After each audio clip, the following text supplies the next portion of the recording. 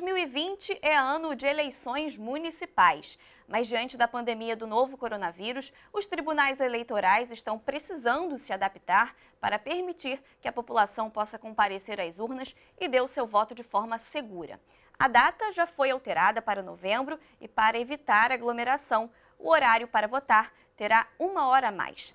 Vamos saber sobre esses e outros ajustes no Papo de Juventude de hoje. Convidamos para essa conversa o presidente do Tribunal Regional Eleitoral, o desembargador Cláudio Brandão. Muito obrigada, desembargador, pela sua presença aqui no programa de hoje. Eu que agradeço. Também comigo a Cristina Barros, pesquisadora em saúde do Centro de Estudos em Gestão de Serviços de Saúde da UFRJ. Cristina, muito obrigada. Olá, muito bom podermos ter espaços e conversar. Muito bom, obrigada pelo convite. E também o professor especialista em marketing eleitoral, Vitor Trujillo. Obrigada, Vitor, pela sua presença. Olá, é um prazer estar aqui com vocês. Maravilha. Vamos começar então a nossa conversa para a gente tentar esclarecer aí sobre a questão das eleições municipais. Tem muitas dúvidas, né, em como ir dar o seu voto com segurança, sair de casa nesse momento. Desembargador Cláudio Brandão, eu começo com o senhor. Conta pra gente como que está o trabalho, né? Quais as principais adaptações sanitárias que o tribunal tem feito aí para conseguir levar a população até as urnas. A pandemia, essa tragédia que atinge o mundo, tá, e a sociedade brasileira, ela vem exigindo, acho que de cada um de nós e das instituições, um processo de reinvenção, vou usar essa palavra. E o Tribunal Regional Eleitoral, os tribunais regionais eleitorais, de um modo geral, têm essa missão institucional de realizar a cada 2 anos eleições. No estado do Rio de Janeiro, são mais de 12 milhões de eleitores. Então, os senhores imaginem que num dia do ano, ou talvez 2, um tribunal com 1.300 pessoas tem que atender a 12 milhões de usuários e de forma segura. O tribunal foi um dos primeiros a parar diante da crise. Nós interrompemos um processo de biometria que estava sendo feito e procuramos nos organizar para, primeiro, preservar a saúde dos nossos servidores, dos usuários do nosso serviço, e, à medida do possível, tá? Zelarmos pela continuidade dos nossos serviços. Então, houve um processo intenso de aprimoramento dos nossos serviços com a tentativa de não expor ninguém a riscos desnecessários. Por outro lado, o Congresso Nacional assumiu um protagonismo que é próprio dele e optou por mudar a data das eleições, fazendo com que dessa forma o processo se torne mais seguro. Então, o TSE já vem divulgando as medidas para permitir que as pessoas votem de uma forma segura, para que os colaboradores tenham segurança em participar do processo eleitoral, e o TRE vem também fazendo a sua parte, seguindo as orientações dos profissionais de saúde para que haja um retorno progressivo e seguro dos nossos serviços.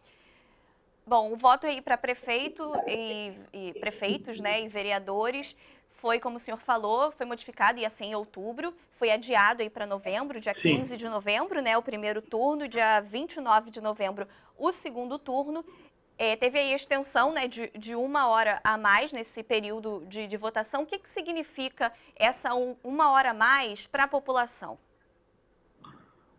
Com a ampliação do horário de votação, tá, vai haver uma diluição, vou usar essa palavra, tá, e com isso, há uma redução do risco de aglomeração. Se bem que nós estamos já pensando também nessa questão, e o pessoal de apoio, tá, nas sessões, nos locais de votação, a gente vai tentar organizar um local para entrada, um outro para saída, para que haja um espaçamento na fila. Vai haver um processo intenso de comunicação para que as pessoas levem as suas canetas, já levem o número dos seus candidatos. E como nessa eleição são apenas 2 candidatos, o tempo de votação deve ser mínimo. Então, com isso, nós acreditamos que não vai haver fila e, consequentemente, o contato das pessoas vai ser mínimo. Ou seja, tem toda uma adaptação aí sanitária e higiênica nesses locais de votação para a população, o cidadão poder chegar de forma segura, né, desembargador? Os servidores, os mesários, eles vão receber os equipamentos, tá? Isso o TSE vai encaminhar. Antes do ingresso do eleitor, vai haver uma higienização das mãos, ele vota, e na saída também a mesma coisa. Então, todos esses protocolos de segurança no dia da votação, isso está sendo visto pelo TSE com grandes especialistas nessa área. O senhor falou aí da questão dos mesários, né, de levar a caneta, né, do cidadão levar a caneta, não ter esse contato em relação a documento. Agora, como que vai funcionar na cabine de votação? Já tem alguma coisa elaborada? Porque a gente sabe que o fluxo ali é muito grande, uma pessoa vota, já vem outra pessoa. Como que vai ser a higienização desse local? O TSE está fazendo uma série de estudos, mas todo mundo que entrar no local de votação vai limpar as mãos com álcool gel, vai votar, e quando sair vai haver também isso. A questão da máquina é que não há uma definição ainda se vai haver alguma limpeza periódica, alguma higienização. O TSE está vendo para saber se o próprio equipamento suporta essas limpezas constantes durante o processo de votação. Bom, Cristina, que é pesquisadora em saúde, né, especialista em saúde, está muito envolvida e está na linha de frente nesse momento que a gente está vivendo. Tem alguma sugestão, Cristina, para essa questão da cabine de votação, por exemplo, né? Acredito que você tenha muitas sugestões aí para esse momento, mas especificamente sobre a cabine de votação, há alguma sugestão aí para o tribunal? Priscila, a gente tem visto já no dia a dia, por exemplo, nas maquininhas de crédito e débito, aqueles filmes plásticos que envolvem, e aí sim a gente pode, né, fazer a limpeza com álcool a 70, sem danificar. Então, talvez essa seja uma possibilidade que deixe a limpeza ser feita sem danificar. Sem dúvida nenhuma, tem que ser pensado até pelo próprio fluxo, e não é um equipamento de reposição simples. Mas é possível, sim, com esse mecanismo do filme, ter a condição de fazer a higienização com álcool a 70. E vale reforçar, como o desembargador bem falou, a lavagem de mãos, no caso, o uso de álcool gel, tanto antes quanto depois que sair. Isso é um hábito, é um comportamento da gente. Então, usar a máscara, não ficar na fila a pouca distância. Se a gente tem uma hora a mais estendida para a votação, o tribunal já está colocando isso exatamente para diluir. As pessoas, às vezes, procuram nesse dia, votam todas de manhã para poder ter o seu dia livre. A gente tem que pensar na saúde. Então, assim como todas as regras de flexibilização são pensadas com orientações para que as pessoas tenham um comportamento consciente e responsável para minimizar o risco de transmissão da doença, assim também deverá ser no dia da eleição. E, sem dúvida nenhuma, o próprio adiamento da eleição, que seria agora em outubro para novembro, nos coloca a gente num outro momento. O estado do Rio de Janeiro, em especial, teve na primeira quinzena de maio o seu momento, por exemplo, com maior número de óbitos. A gente sabe que o vírus ainda continua. Até novembro, nós certamente não teremos a vacina. Então, a disseminação ela vai ser evitada muito pelos nossos hábitos e comportamentos. Use máscaras, mantenha distância, álcool nas mãos, e todas essas medidas que o tribunal tem feito vão ser apoiadas também por nós. E em relação à máquina, em especial à urna, vale sim a limpeza desse filme com álcool a 70, que é um cuidado a mais e todo mundo pode trabalhar pela nossa saúde. Principalmente para o grupo de risco e para os idosos, né, Cristina? A gente sabe que a maioria dos idosos gosta lá de dar o seu voto, gosta de comparecer nesse momento, então é um período de mais necessidade de cuidado. A gente sabe que, independente de partido ou paixão política, muitas pessoas levam a família, levam crianças para as urnas. Esse é um ano que isso não é recomendado. Então, vá você sozinho. Óbvio, se é uma pessoa idosa que precisa de algum apoio, você vai acompanhar o seu pai, o seu avô, sua avó, mas, de todas as formas, evitar a aglomeração, o transporte também. Então, diluir esse horário. Normalmente, a gente vota perto de casa. Então, uma pessoa mais nova pode saber se tem uma fila naquele momento, para que uma pessoa que tenha uma doença pré-existente, um idoso, alguém de fator de risco, só vá, de preferência, em momentos onde não tem aglomeração.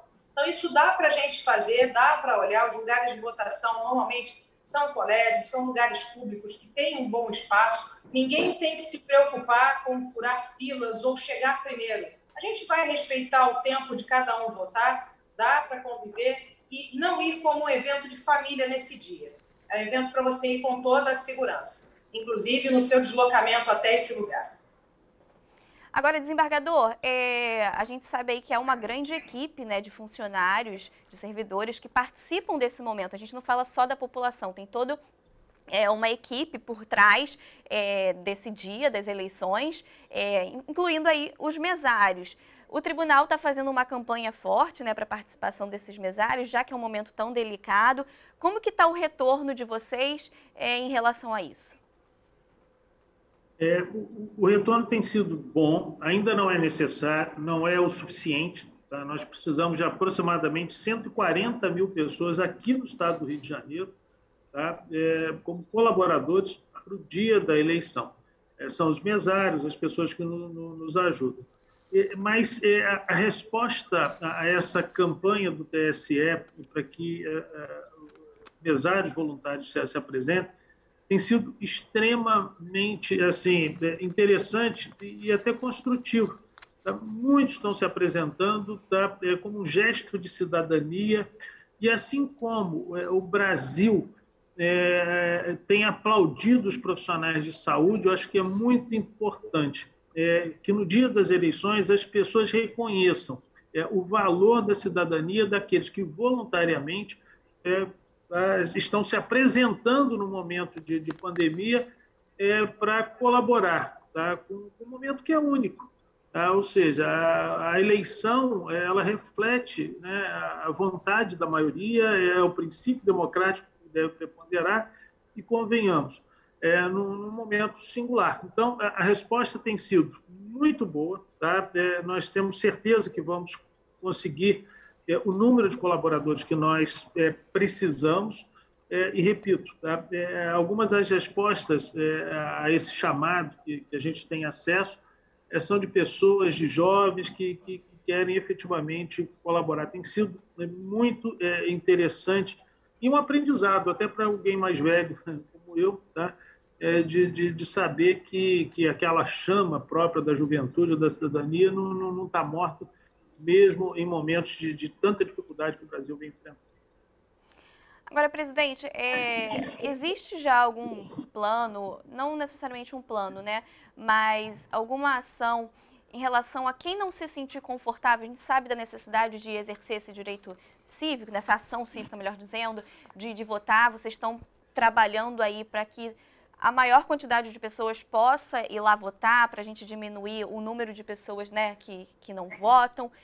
Mas existe alguma questão em relação a quem não se sentir seguro? Existe alguma excepcionalidade em relação à multa, em relação a algum tipo de punição, para que isso não aconteça em quem não for votar?